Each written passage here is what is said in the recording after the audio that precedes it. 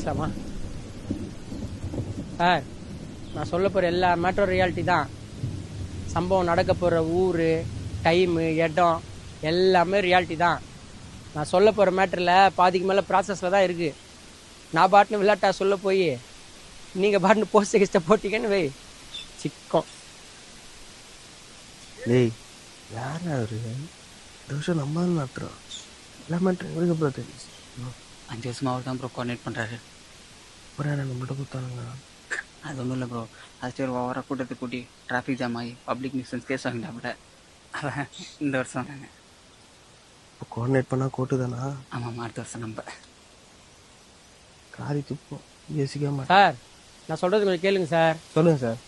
இந்த மேட்ருக்காண்டி வெளியே வந்துச்சுன்னு வைங்க, பெரிய பெரிய கச்சேரிக்காரங்க, சங்கீத வித்வானுங்க, ஏன் இசையில் நாங்கள் தான் மேலேன்னு உள்ட்டா விட்றவனுங்க எல்லாருமே கதிட்டு கிடப்பானுங்க. அதுக்காண்டி தான் சொல்கிறேன், தயவு செஞ்சு அந்த கார்டை போட்டு விட்ருங்க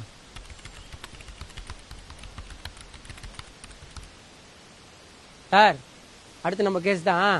நான் போயிட்டு வந்து ஃபுல் டீட்டெயிலாக சொல்கிறேன். ஏய் என்னடா பேசுனீங்க சார், இந்த வாட்டி யாரை கெஸ்ட்டாக கூட போகிறீங்க?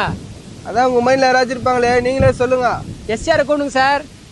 பர்ஃபார்மன்ஸ் சூப்பராக பண்ணுவாப்பில். அதை நாங்கள் பார்த்துக்குறோம். நீங்கள் சீக்கிரம் போங்க. 2 வருஷம் எக்ஸ்ட்ரா ஆகிட்ட போகுது. சொல்லி கொடுத்தல ஞாபகம் இருக்குல்ல, அதை அப்படியே சொல்லிட்டு. வணக்கங்கம்மா. என்னப்பா வருஷம் வருஷம் மார்கழி மாசத்துல மக்கள் இசையம் நடத்தி பப்ளிக் நியூசன்ஸ் பண்றீங்களா? அது மட்டும் இல்லாம புனிதமான இசையை கெடுக்கிறீங்கன்னு உங்க மேல கேஸ் ஃபைல் பண்ணிருக்காங்க. குற்றத்தை ஒத்துக்கிறீங்களா? அவங்க சொல்கிற எதுவுமே உண்மை இல்லைங்கம்மா. நிறைய திறமையை வச்சுக்கிட்டு பர்ஃபார்ம் பண்ண சின்ன ஸ்டேஜ் கூட இல்லாதவங்கள அப்படியே அலைக்கா தூக்கின்னு வந்து பெரிய ஸ்டேஜில் பர்ஃபார்ம் பண்ண வைக்கிறோம்மா. இது தப்புங்களாம்மா? சூப்பர்ப்பா. என்னைக்கு நடக்க போகுது?